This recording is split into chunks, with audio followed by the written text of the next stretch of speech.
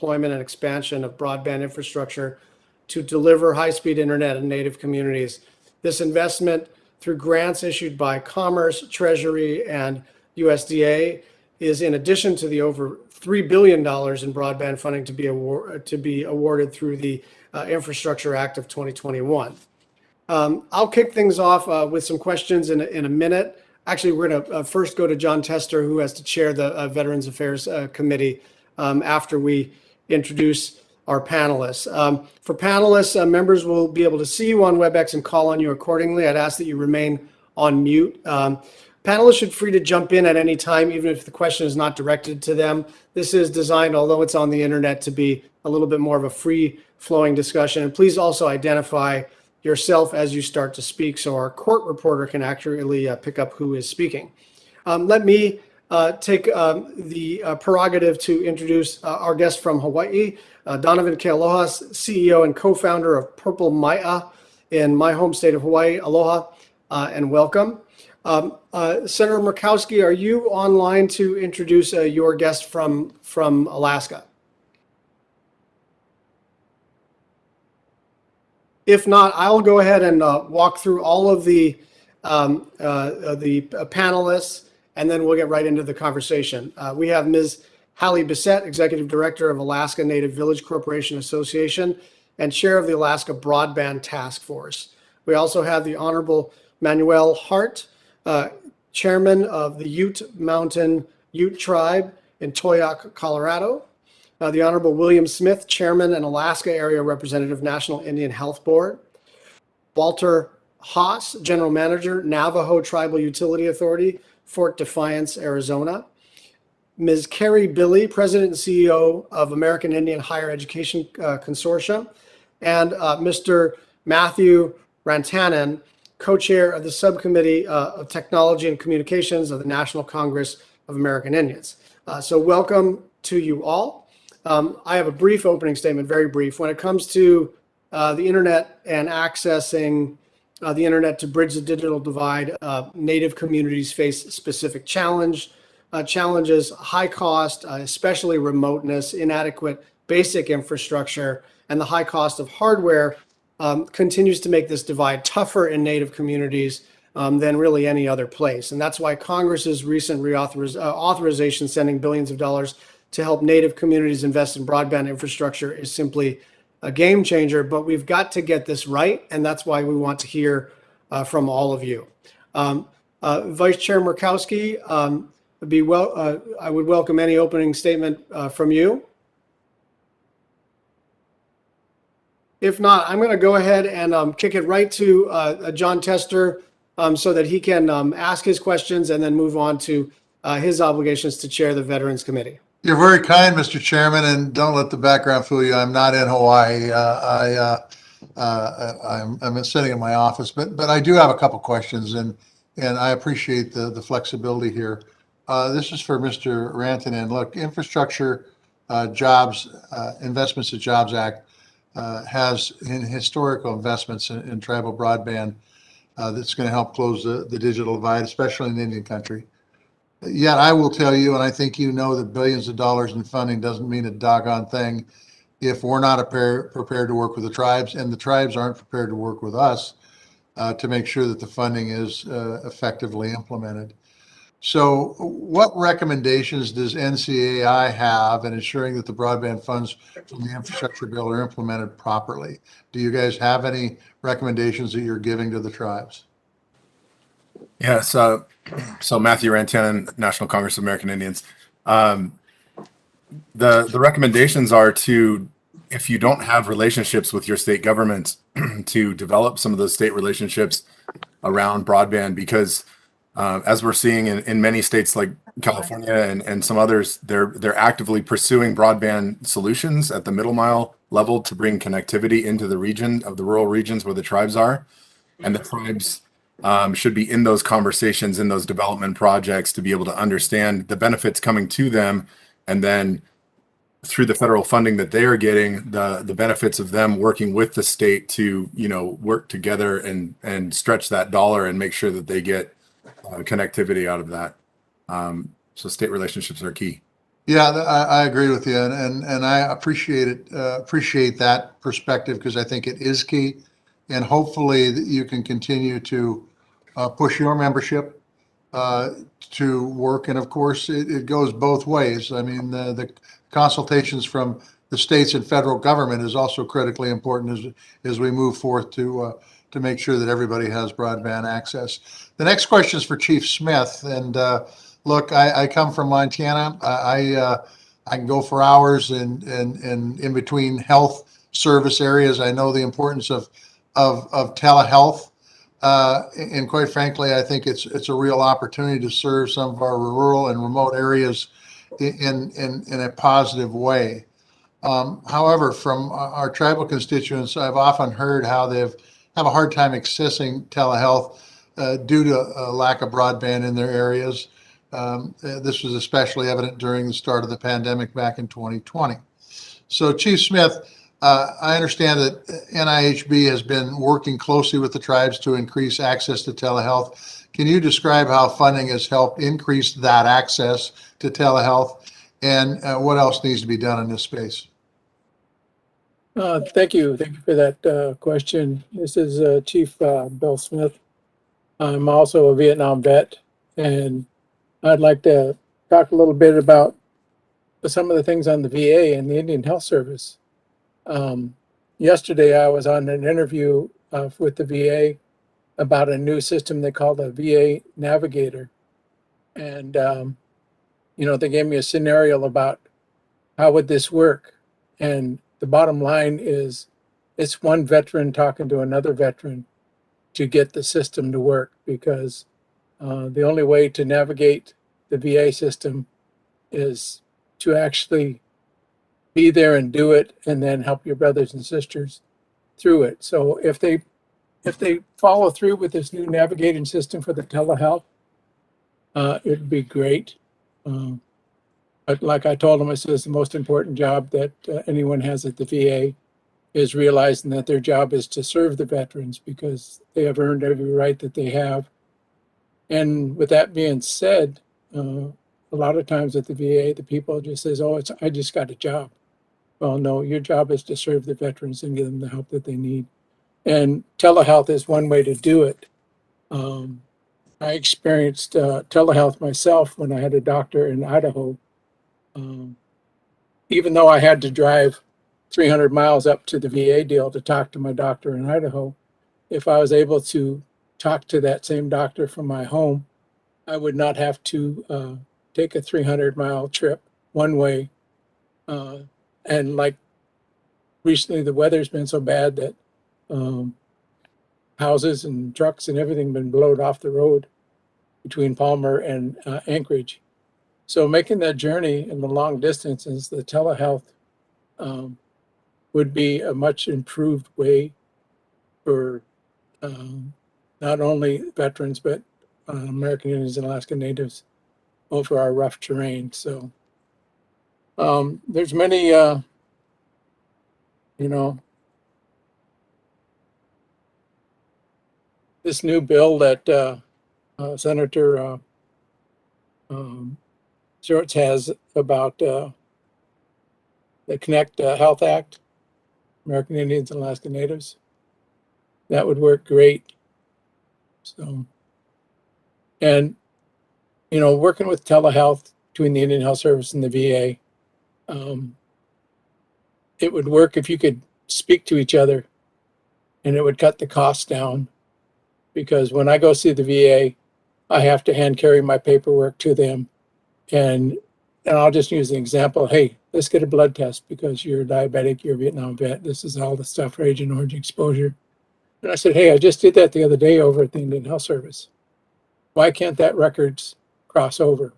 Why can't we be able to speak to each other and get the services that we need and cut the cost? Um, and that's the biggest thing. If I have to take a $1,500 blood test at one place, and I know it's the same at the other, plus driving as far as I have to drive, uh, if I could get telehealth and um, services, I can go to my local clinic and get the same blood drawn, and they can get the blood to them and then cut the cost. So hope that answers your question. Yep, it does, and I want to thank you for that. And just from a VA Indian Health standpoint, I know Senator Rounds is on this call, on this Zoom call. I mean, this is a big issue for us that have a Native American population and large VA populations. You're right, there's a lot of overlap and there's a lot of unnecessary duplication, and we'll continue to push that envelope with McDonough and everybody else we can. So thank you, Chief. Appreciate your input. Thank you, Mr. Chairman. Thank you, Chairman. Now we have Vice Chair Murkowski for a brief opener and any questions. Chairman Schatz, thank you. And I'm reminded, this is a good conversation about broadband, and we all know that oftentimes when it comes to broadband, you can have the connection, but you need technical support. And so I spent the first 7 minutes here trying to get on while you were all there. I could hear you talking, but I couldn't see you and you couldn't see me. And so it's just a reminder, we got a lot of work to do. Mr. Chairman, I have a pretty fulsome opening statement that I'm going to submit to the record, but to just very, very briefly recap, we have an historic moment in front of us when it comes to the opportunities that we have put in place legislatively with the bipartisan infrastructure bill, as well as the CARES Act funding that we are directing towards broadband, and specifically towards tribal broadband. The fact that in the CARES Act money, there was an $8 billion tribal set aside, just was the initial round, and then of course all that has been put in place within the infrastructure bill, an unprecedented $65 billion for broadband, with an additional $2 billion for the tribal broadband grants, the tribal eligibility. So what we're looking at is the largest investment in broadband deployment and adoption in this country ever, which is significant. We know the divide is there, and the divide is very real. For my colleagues, I would just point you to the situation that we face in Alaska with our rural Alaska and our native villages. According to the FCC, 98.8% of urban areas have broadband access of 25 megabits per second download and 3 upload, but just 79% of people on tribal lands and only 69.9% in Alaska native villages have this access. So for us, when you have heard me kind of pound the table and say we need to be doing more in the broadband space, and we need to make sure that we have these tribal set-asides, and we need to make sure that it is not only going to the underserved, but the unserved. And not only noting that, but recognizing that when we haven't addressed the issue of affordability, we haven't done anything to improve the access. In some of the communities, some of the villages that I have, you might have access to internet, but if it costs $300 a month for 10 megabytes download, you're just not going to sign up. So you may as well not have anything at all. So affordability is something that we have to address. So the purpose of today's roundtable is to collect those insights from so many of you that are involved, recognizing how we're going to not only work to help provide for better health outcomes, as my friend Chairman William Smith has mentioned.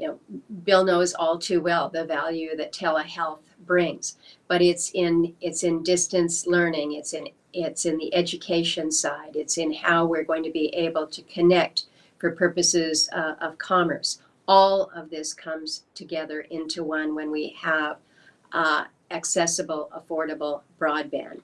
So I want to thank Chairman Smith with the National Indian Health Board here and the Valdez Native Tribe for being part of today's conversation, but also to a great leader back home, Hallie Bassett. She is the executive director of the Alaska Native Village Corporation Association.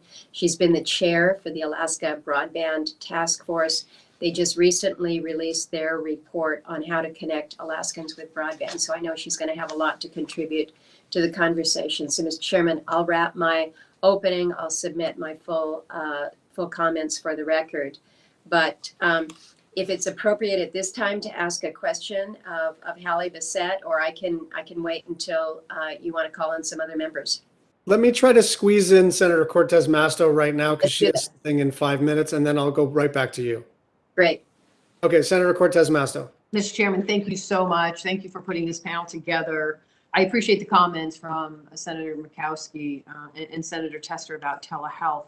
We all know, and this has been my biggest concern as we are trying to bring broadband access and internet access to so many across the country, that there's been dollars in the past that we have appropriated, but it just didn't get to where it needs to. And now, with the bipartisan work of the Senate and Congress, there's really over $42 billion going to states to help this connectivity. Here's my first question. I'm going to open it up to the panel because I'm curious about this. My biggest concern is to make sure that at a federal level, there is cooperation with the federal agencies to really be able to streamline, simplify the application process, and better oversight of the federal broadband support programs. With the support of my colleagues, I was able to pass in 2020 the Access Broadband Act, and really what it did is it required the National Telecommunications and Information Agency to establish the Office of Internet Connectivity and Growth for the very reasons I just talked about.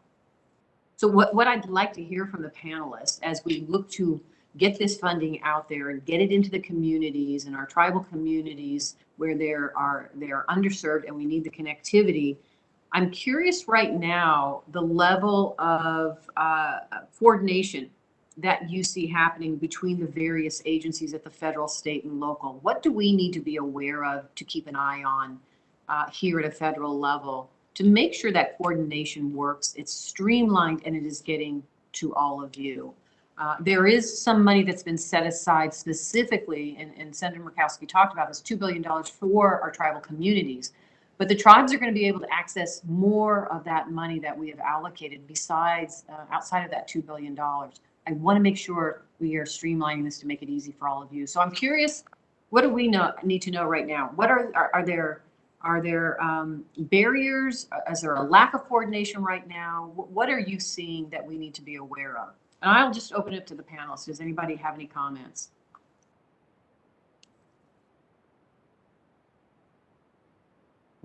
This is Chairman Manuel Hart from the Ute Mountain Ute Tribe in Colorado.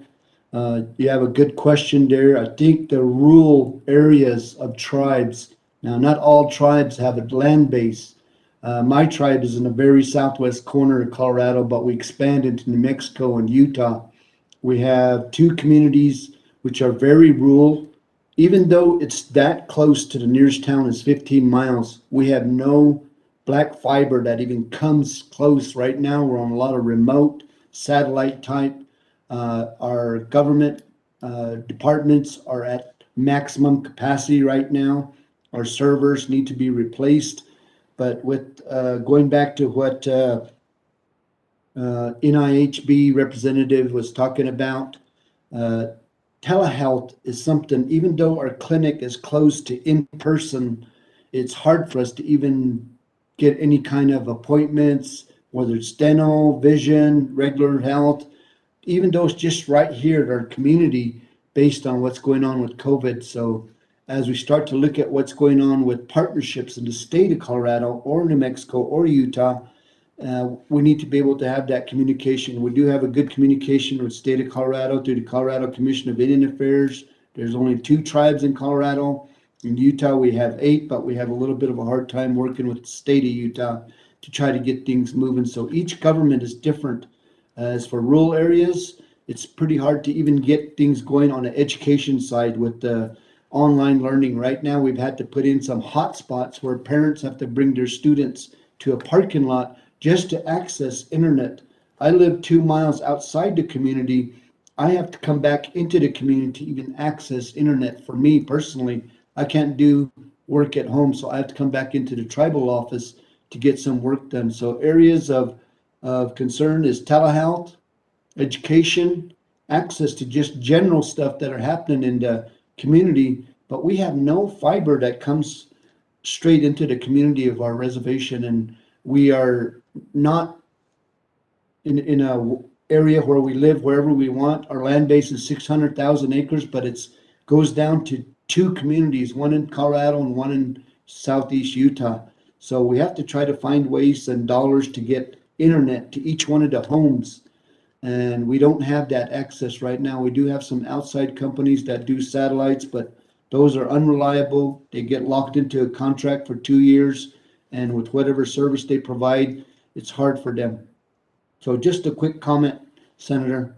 Chairman Hart, thank you. It's the same thing I hear in my state, in our rural communities and our tribal communities as well. Ms. Billy, did you have a comment? Yes, I did. Thank you. Thank you very much. I wanted to just mention a kind of a area where the tribal colleges and universities have a conflict with state laws that, or some state laws are making it difficult for tribal colleges to join the national higher education research and education infrastructure and through state and regional education and research networks.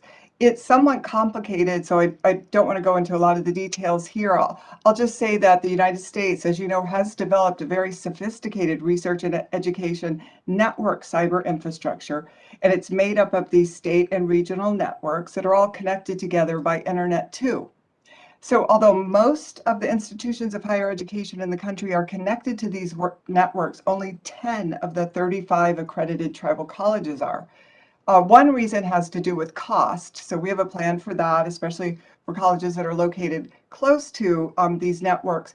But the second reason is because of outdated state laws. There are some states that have very old laws that prohibit or limit public or government-owned networks. These are networks that would be much more affordable, that are very secure, that sort of thing. So even tribal colleges on tribal lands in these states that have these laws that prohibit or limit public or government networks, they can't join regional research and education networks. So we think Congress should really look at this situation, these state laws, and consider excluding tribal colleges and tribal lands from any state laws that prohibit public or government-owned networks. Thank you. That's first I've heard of it. Thank you. Very helpful. Appreciate that. Thank Mr. Smith, and I don't want to keep everybody here, but Mr. Smith, I saw your hand up. Is that right? Yeah, this is William Smith from National Health Board. Yeah, we should make sure that there are not reporting barriers for these grants funds. We appreciate the change Congress made to the Tribal Broadband Connection Program during the tribal consultation on establishing of the funds. Tribes had to remind the NTIA not to restrict the type of technology that tribes can be used to establish connections. In rural Alaska, we know that technology moves quickly. When federal agencies restrict the technical of landlines or fiber, it limits our remote communities in Alaska, where putting in the infrastructure can be a costly, prohibitive. Increase in tribal involvement in planning can help improve some of this. Like I said, you all know that Alaska is so big and everything else that we can't get into places. You got 3 mountain ranges, you got a long chain to follow, and it's hard to access through fiber. Thank you. I appreciate that. Thank you.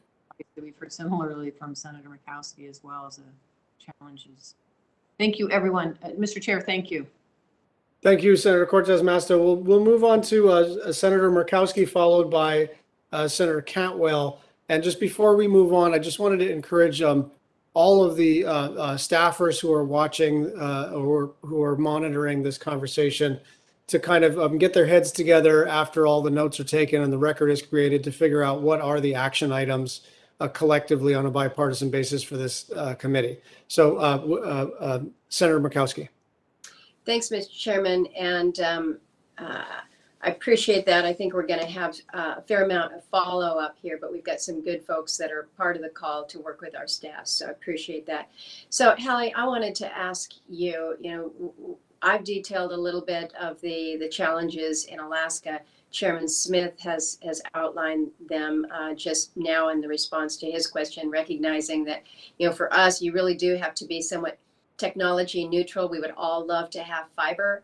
That's the gold standard, but I think we recognize that we've got challenges in being able to get that, not the least of which is the extraordinary cost and the time involved.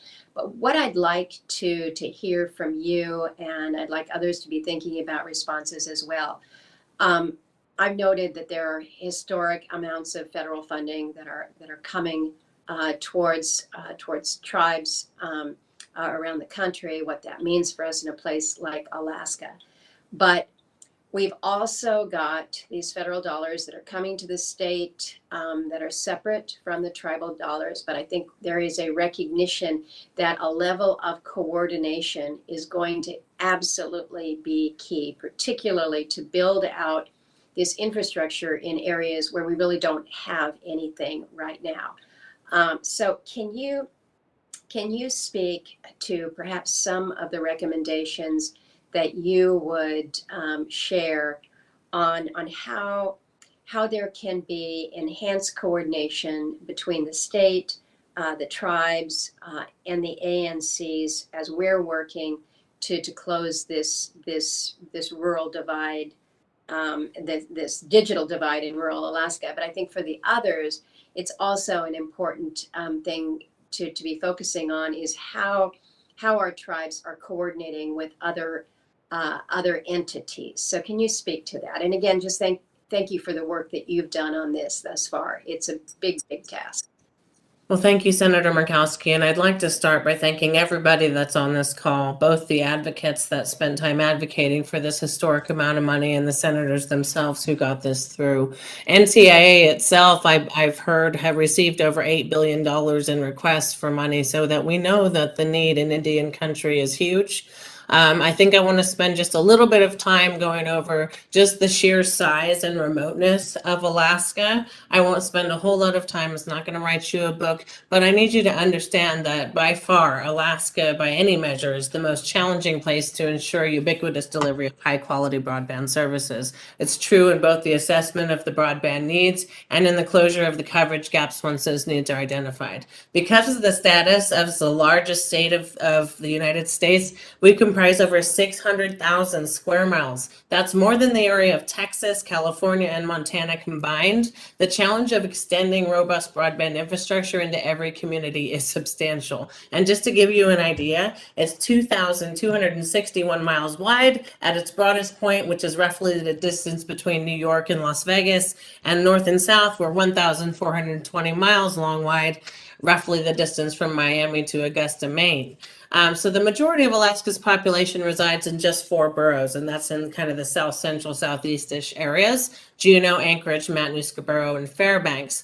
But the complexities really come in, not only with the geographically vast distances that separate communities in Alaska, but with the land ownership. So a lot of the land is owned by and operated by federal agencies such as the USDA Forest Service, the Department of Interior Bureau of Land Management, the U.S. Department of Defense. In addition, this vast area is also managed by state entities, including the Alaska Department of Transportation, the Alaska Department of Natural Resources, the Alaska Railroad Corporation, and of course, we can't forget the private ownership thrown in, and thank you very much for this as well, of right around 10% of the land that's owned fee simple title by the Alaska Native people via the Alaska Native Claims Settlement Act. So such complex and significant land ownership structure by the government and by the state and by Alaska Native corporations really demand coordination. So we're grateful for the work that was put in by the senators to kind of make sure that states are creating these broadband offices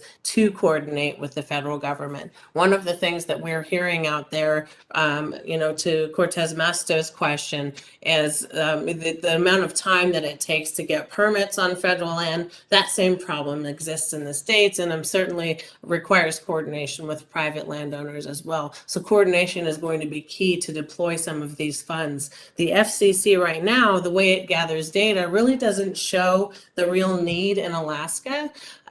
Because of the way that they're gathering the data, it'll show things like, I think somebody had mentioned 98.8% of the state has access to 25.3. Well, that's actually untrue. It's just because of the way that they do census block areas that comes through that way. In fact, around 70% of Alaska Native villages, 233 of our communities do not even have 25.3 service, and that's unserved. Everybody, unserved, not underserved. And those are all Alaska Native villages. So the skewed results are going to continue. Luckily, we have, according to the broadband report, we already went up over that, but fortunately, FCC is in the process of implementing the Broadband Data Act, where they're going to get better access to better mapping of reporting.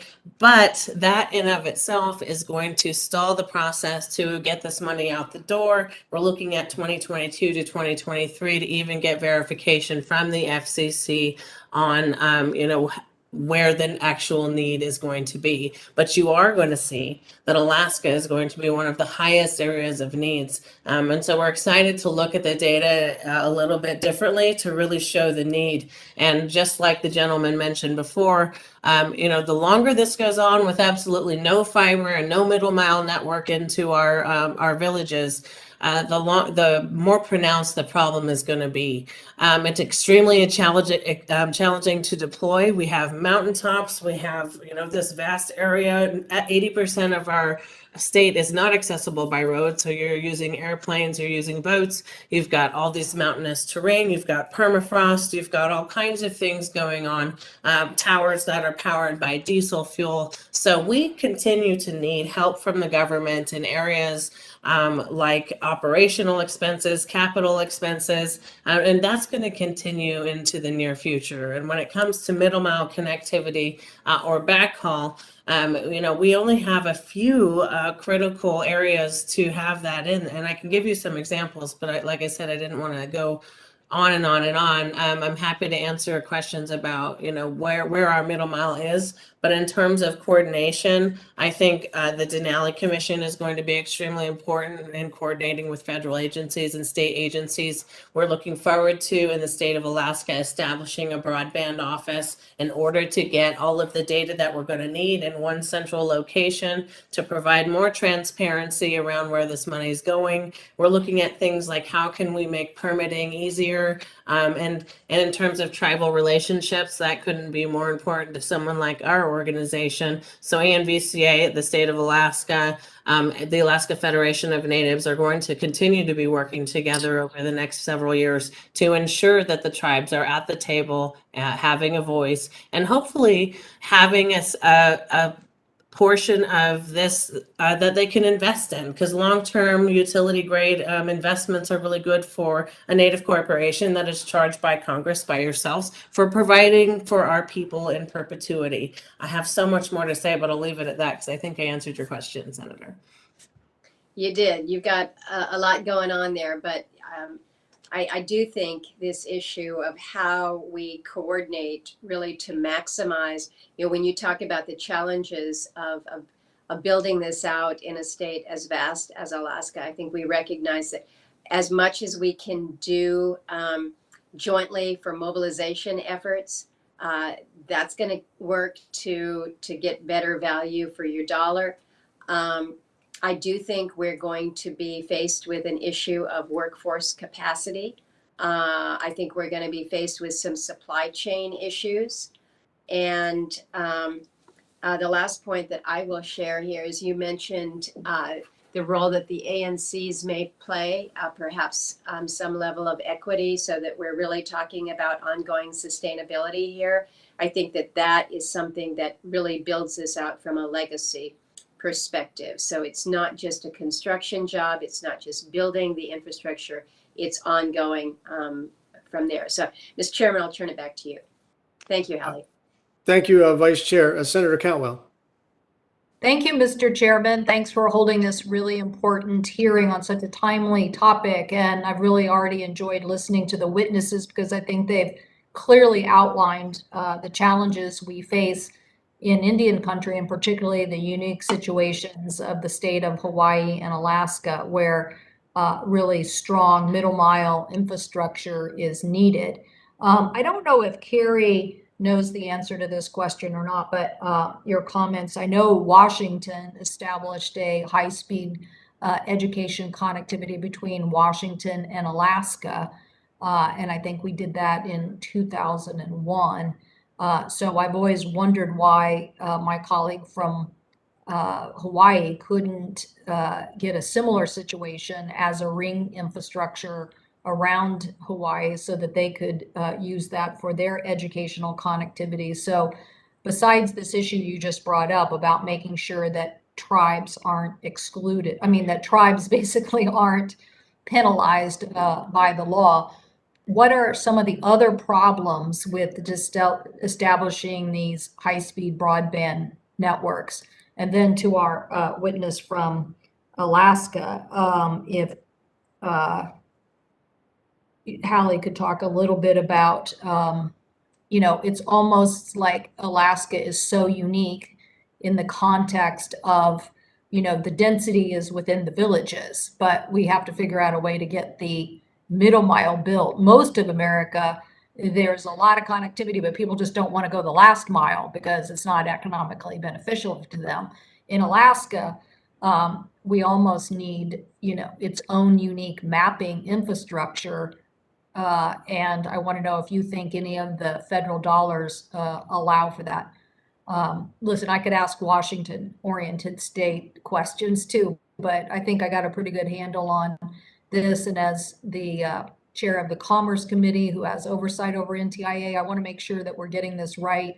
I care immensely about getting this right in Indian country in my state, but we have really, really unique problems in Alaska and Hawaii that I want to make sure that this legislation is used in the right way. So if Carrie and Hallie could answer those, that'd be great. Yes, thank you. And I also want to reiterate thanks to all the senators and your staff who worked so hard to make sure that Indian country was included in these bills. We really, really appreciate it because it is, you know, life transforming. Hawaii actually doesn't have the barriers, so they do have the public networks. I think it's probably largely the cost in Hawaii, but one of the overriding barriers, and I know this is difficult to hear, but it's the lack of sufficient funding. There really is such a tremendous need to get these systems in place, but not only funding, the time to plan specifically. The tribal colleges have been working through some grants from the National Science Foundation for about 2.5 years to try to address the cyber infrastructure needs on tribal colleges. So going into the pandemic, we had a lot of information, but there's still so much planning that needs to be done in, I think as the questioning started, in this cooperative way where you're involving the states, the tribes, the counties, the municipalities, the institutions, and everyone who's involved together. So it does take time. So building out the system is not going to happen as rapidly as people want it to. It really takes time to think it out in a very thoughtful way that is going to be sustainable. I think the other thing for us is that any legislation has to be very, very explicit. We found, even though we know the need, the amount of need for tribal colleges, and that Congress specifically included them in the tribal broadband program, NTIA actually did not include tribal colleges. So because of the way NTIA wrote the regulations, tribal colleges, to address their IT needs, the tribal higher education needs, were excluded from participation because the RFP required internet speeds of less than 25.3. So that's the household standard, not a standard for institutions of higher education or for doing telemedicine or for conducting a business. So we think to address issues like that, Congress has to be much more explicit than it was in drafting the legislation to make sure these agencies are really looking at things in a holistic kind of nation building way. Thank you. Ally? Yes, thank you, Senator Canwell. And I think I'll start by saying I think nobody, probably other than our delegation, understands the close connection between Alaska and Washington than yourself. And, you know, we need infrastructure that middle mile infrastructure that connects Alaska to the rest of the United States goes right into your state. It goes into Oregon, and it's old. It needs to be replaced. I mean, there are basic infrastructure even down here where all the people are that really need some help. But when it comes to the rural areas that you're most concerned about and that I'm most concerned about, we have talked a lot about the Office of Broadband Deployment should develop a durable digital equity plan that thoroughly assesses needs across jurisdictions. The plan could include gathering and analysis of speed test data, accurate pricing data, the physical network gap information, along with identification of locations to improve broadband equity. Likewise, the office should identify and support local efforts to expand broadband access, like workforce development, things like Senator Murkowski mentioned, digital inclusion and literacy programming with a focus on equity. Similar efforts by libraries, Chamber of Commerce, colleges and universities,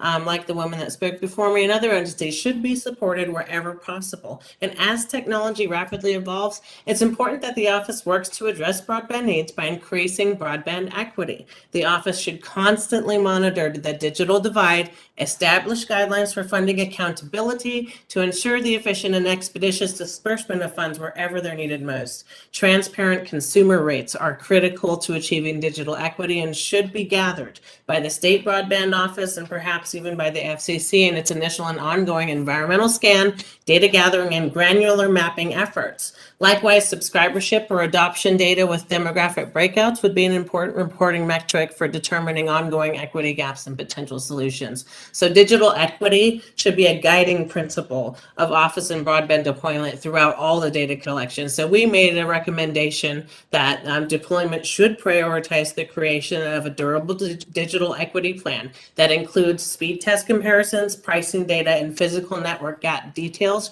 broken down by location.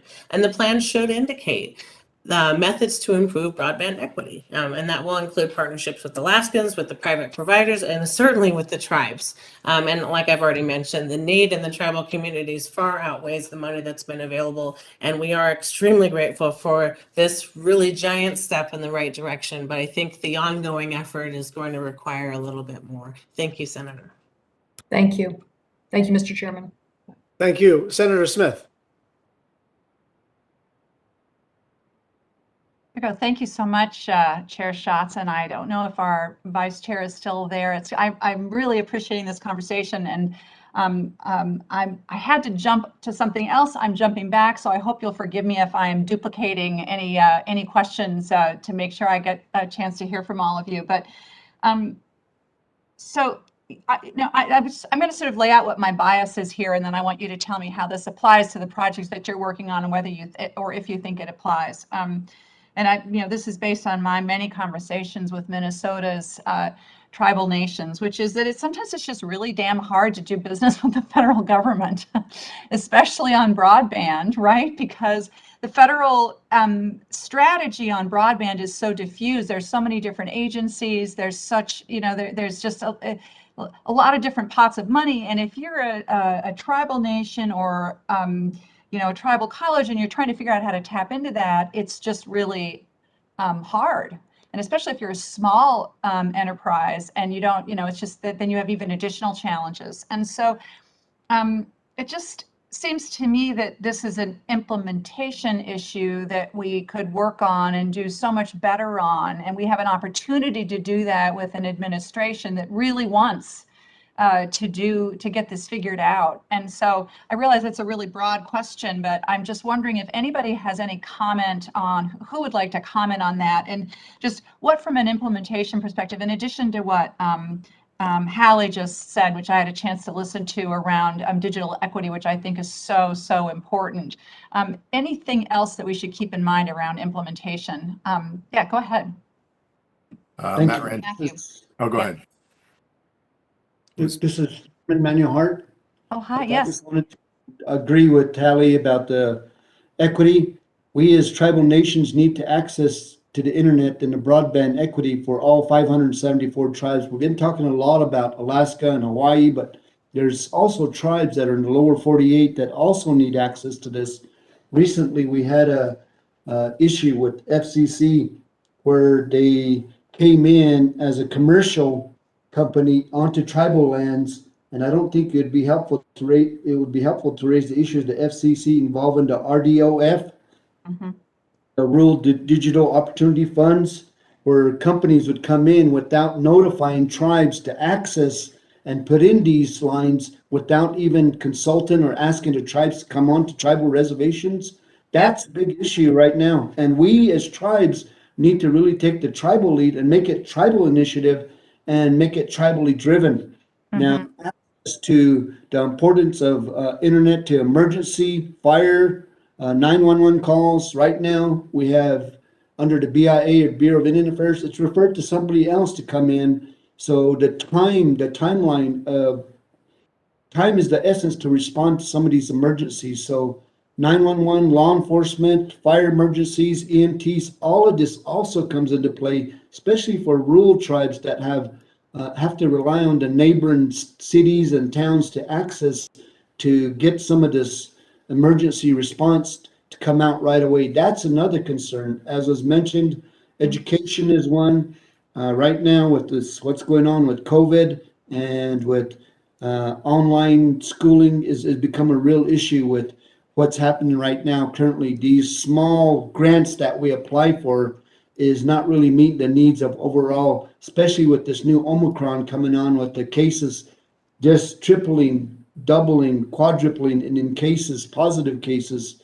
And then going back to your telehealth is something that we really need to look at, as we're limited with tribes sometimes on providing services, and we have to look at these different hospitals that are under IHS, but these clinics are the ones that really need to be addressed also. So on behalf of the Imani tribe, thank you. Yeah, that's great. Yeah, please go ahead, Matt. Matthew Rantanen, NCAI. So I think one of the biggest descriptors right now is that we had $1 billion flow through NTIA and application process, and we only saw about half of the tribes apply. So in reference to your question, why did half of the tribes not apply when there was a guaranteed $500,000 on the table for them that was earmarked if they could responsibly put together an application that identified the use of that $500,000? That is a huge identifier that there's not enough capacity in the tribal space around navigating these applications. The window was very, very short for tribes to be able to apply. And, coming out of COVID, going back into COVID, coming out of COVID, we had tribes that never even got their tribal councils together to be able to put together a tribal resolution to support those applications. Right. Some of the tribes didn't get enough of the information about it or didn't have access already, which we know they don't have access to broadband in many cases. They did not have access to even attend some of the webinars and the informational pieces to learn how to apply. So you missed half of the tribes in application process. Now 2 billion more is coming through that's directly aimed at tribes. It's coming from the infrastructure bill, proposed to go through the same pipeline.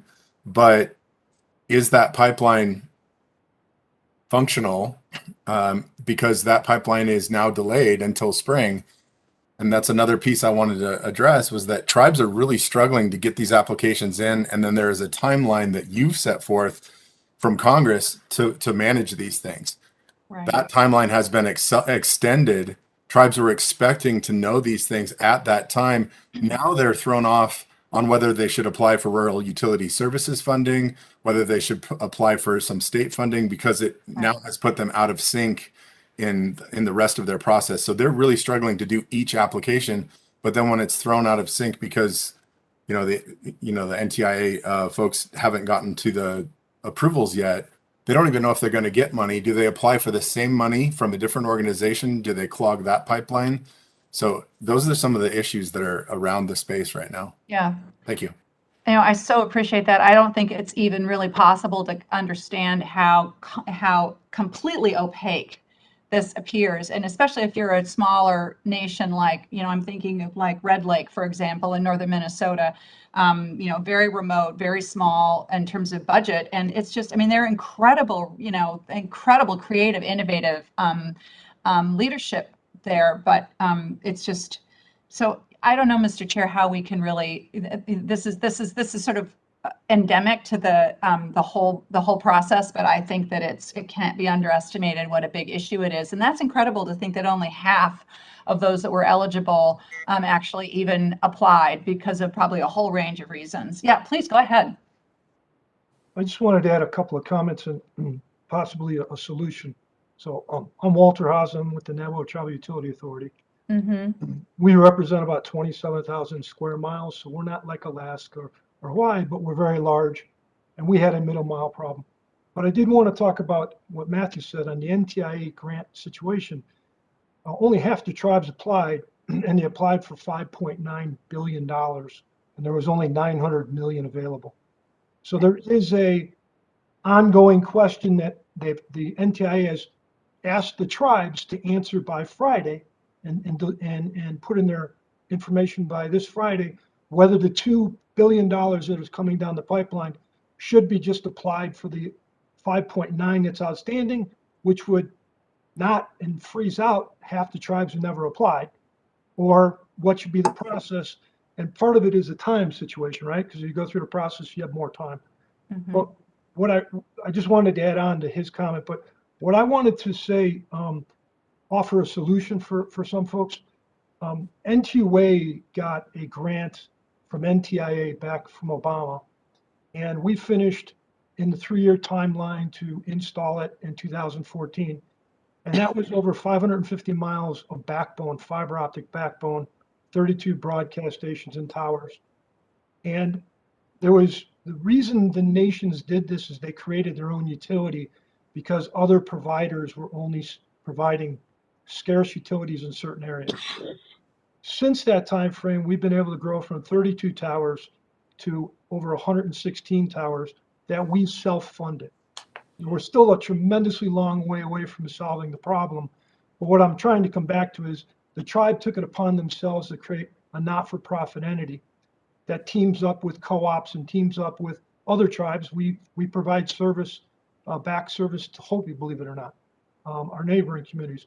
So what I'm trying to say is there's opportunities out there. We need to create some public and private partnerships, possibly creating some public entities that are not-for-profits such as we are, and then going out and working with others to get the expertise. I know that's a long process, and in our case, we did not finish everything we needed to finish, but we've made a tremendous progress forward.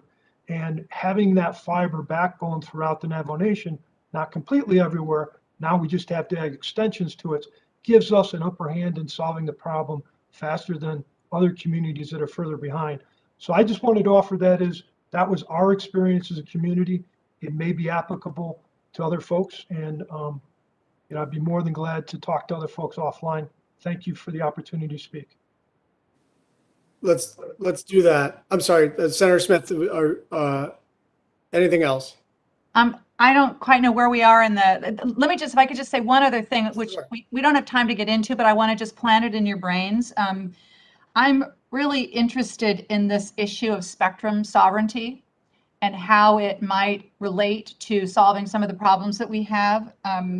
And so I know we don't have time to get into that now, Mr. Chair, but I'm really interested in how tribal sovereignty could extend or should extend to that issue of spectrum, and how that might solve some of the issues that tribes have with just ridiculous prices that you're faced with. So I just want to put that out there.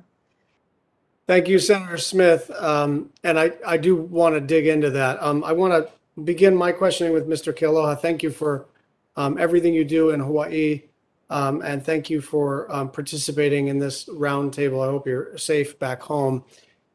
Could you do two things for us? First, maybe describe the context in which broadband deployment is happening in the state of Hawaii, how it differs from other places, and then specifically talk a little bit about the need for education related to technology literacy. It's been touched upon by various panelists, but this idea that, and Senator Murkowski said it exactly right. The infrastructure is fine, but if it costs you $300 a month, then it's of no use to you. The infrastructure is great, and if you have an affordable rate, that's great, but you still have to know how to install it and use it and maintain it. And so I wanted you to kind of help us to understand specifically Hawaii, what you're up to in the technology literacy space, but also generally how Hawaii may differ from some of these tribal communities. Thank you for the question and also the opportunity to participate. It's enlightening and very educational to hear from fellow panelists in Indian countries. So mahalo to them for sharing.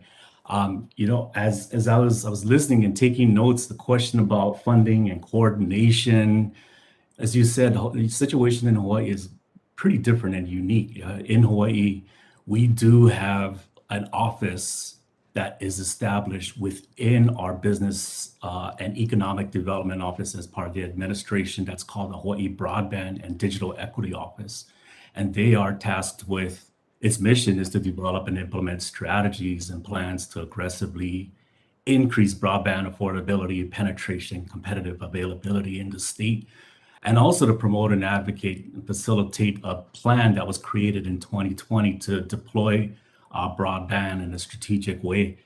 And that office, created by law in 2021, is largely attributable to grassroots efforts by a number of private, public, nonprofit actors, agencies in our state, and recognizing that, how much of an opportunity that is unlocked if broadband is available, affordable, and distributed equitably across our communities, various communities.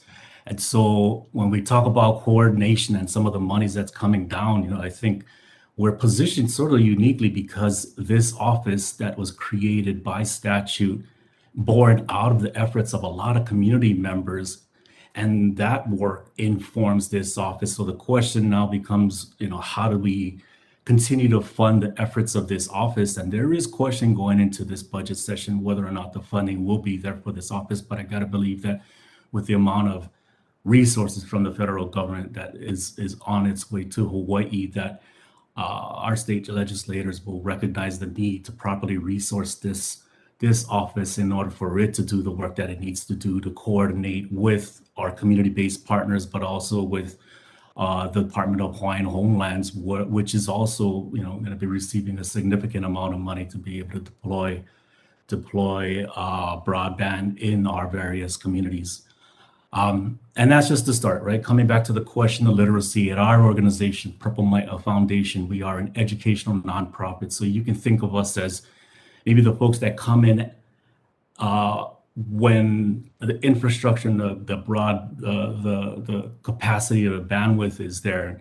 And for us, technology literacy is key in the work that we do in servicing and working with our youth, with adults who are seeking career changes, seeking changes in career. So with any investment in the hard assets, there's got to be a definite investment in the people and the community aspect. And that's where the importance of technology literacy programs as well as educational programmings come in. In our youth education programs, we teach our kids that learning technology is like learning a language.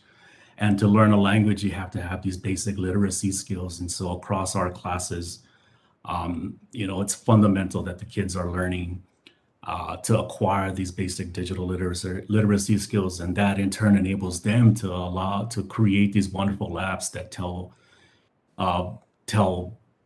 their story, allows them to create these applications that share restorative practices on Aina, on the land that they are so fond of. And then furthermore, in our adult educational program, the importance of literacy as a foundational piece to unlock the acquisition of higher earning remote tech skills. We have a program that seeks to train adults and it's funded through federal resources, namely the Native Hawaiian Education Program. And in that program, you know, the focus is on training first digital literacy and then literacy with other technology platforms in an effort to rapidly upskill folks and get them into higher paying remote jobs that we all hear about that's going on right now. So I would add that, you know, situation and how things are on the ground in Hawaii here. I have one last question for you, Mr. Kealoha. If you ran the Department of Hawaiian Homelands, how would you spend those federal dollars? I guess, you know, so I spent some time reading some of the reports that they had prepared and in some of the funding asks, you know, and it seems like a lot of it was in construction deployment of some of the assets to fix some of the fundamental issues that are on the lands. But there's also a workforce piece. I think that's important. I also think that there's maybe a continuing or sort of other educational piece that is not just training construction workers to be able to deploy these things, but what comes after that, right? After the assets and the bandwidth is there, we have to be able to take full advantage of, you know, the capacity that's there right now. In my other work as a venture capitalist, we look at ways that we can invest in companies. And if you think about all the opportunities or challenges there are and economic opportunities that's, you know, come out as a result of solving those problems, I think, you know, indigenous communities, Native Hawaiian communities are positioned ideally to solve those problems. But, you know, first comes the implementation of these assets and then the training and then the educational pieces that then lead to, you know, economic opportunities and where we're particularly interested in entrepreneurship. Thank you very much. I'm going to ask just one more question, but I'm going to leave it open to any of you to respond. We all know that the broadband maps are garbage, and they're really worse than having nothing, because if we had nothing, we could use our intuition, right? If we had nothing, we could make no assumptions about who's connected and not. But instead, we have actual bad data, which leads policymakers at the legislative level and in the administration of both parties to engage in magical thinking about who has broadband connectivity and who doesn't. And it goes to the census block question, but it's deeper than that. It has to do with how the corporations want to count connectivity, sort of having an army of really well-educated individuals who work as hard as they can to remove their common sense when they're trying to analyze whether people have connectivity to the internet. And so, look, I also sit on the Commerce Committee with our great chair, Maria Cantwell, and this has been an issue on a bipartisan basis for almost a decade now, maybe more. And I'm just wondering what we can do together. What can the FCC do? What can the Department of Interior do to kind of wrap our arms around this? Mr. Rantanen and then Ms. Bissett. Thank you, Matthew Rantanen, NCAI. Yeah, the mapping is, like you said, it's worse than having no data at all because we're getting misinformation. And the number one thing that can happen is changing the way that 477 data is respected. So that is essentially the carrier's marketing map that they're promoting to the FCC as coverage. What needs to be reported is actual coverage, actual households served, actual speeds at locations, actual dollars spent for those speeds. And I know that the Consumer Reports and a collection of others are working on that, collecting data, putting bills together and doing aggregate of services across the United States to show some of those situations. But the FCC needs to use actual data, not projected marketing maps. Thank you. Thank you. Ms. Bissett, followed by Mr. Haas, and then I'm going to have to wrap it up and give it to Senator Murkowski for a closing statement. Okay, thank you, Senator. I think there's a couple things that I'd just like to hit on here. In terms of the mapping, we really believe that it's going to take community level engagement to really get there. Luckily, in Alaska, we did a lot of work in the mapping area, but you're right, you can't rely on private entities to accurately report the pricing data that's out there. So Alaska recommended that we create regional advisory community boards at the municipal level or the second class city level or the tribal government level, to really provide that data that we really need, which is the cost per household of getting the broadband. And on top of that, just one comment, sir, on the Senator Smith's question about spectrum.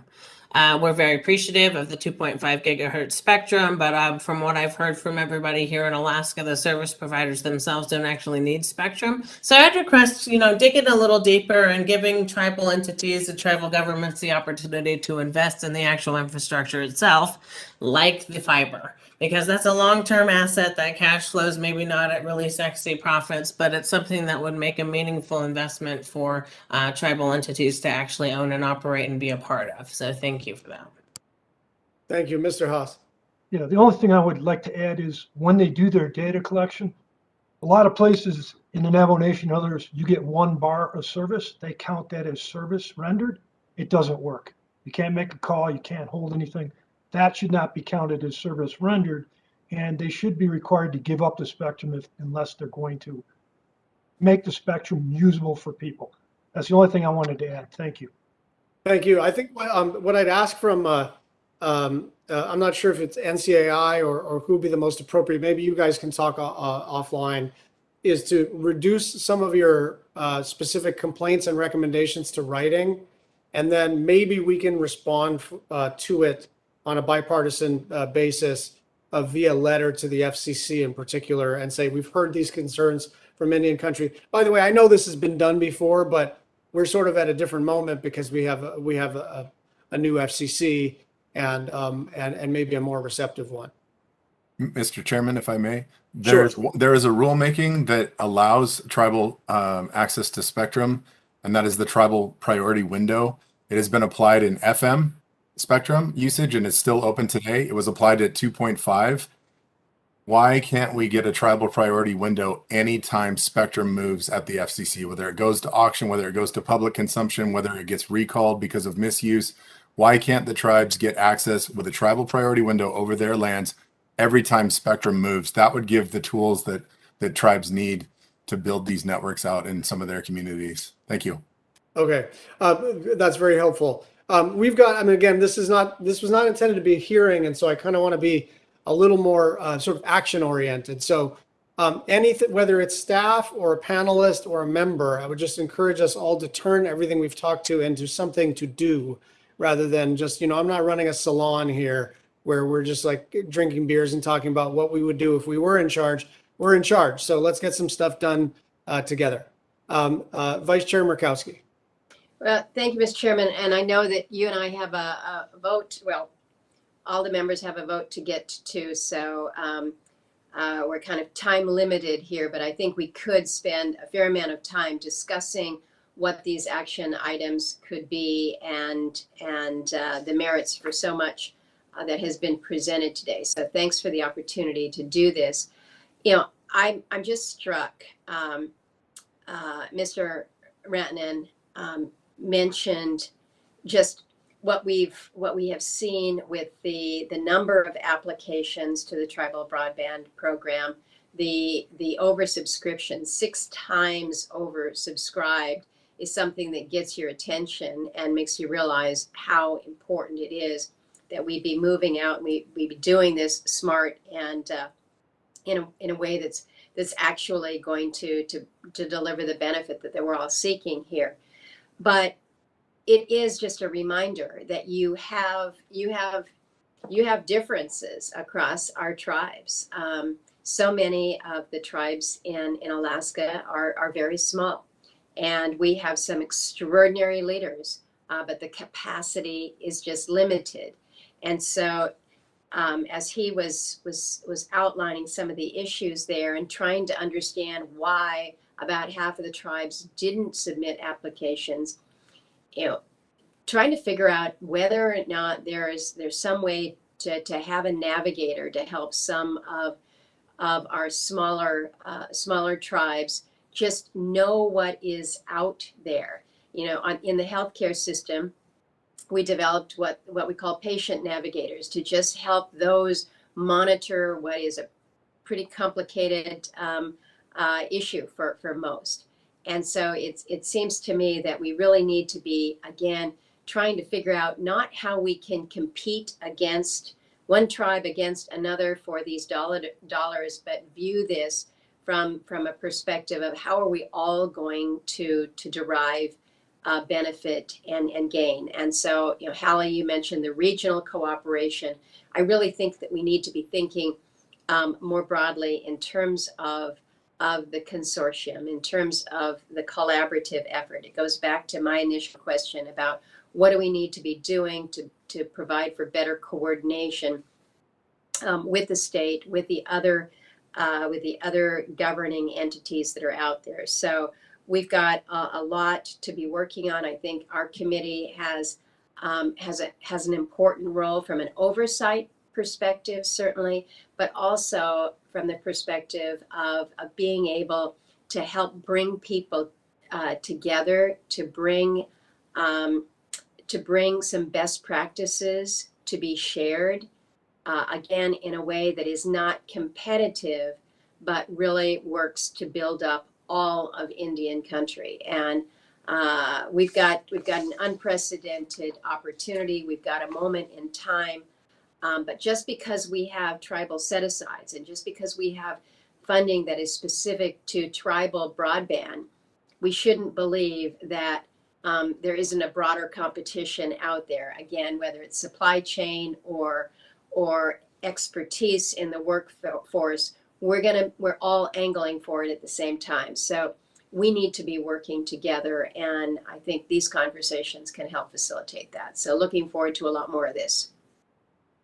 Thank you, everybody, for participating. Thank the staff and the members and the panelists. This was really constructive, and let this be the continuation of a conversation about how we implement, because at this point, I think strategy is mostly about execution. So thanks, everybody. Thanks, Mr. Chairman. Thanks, everyone.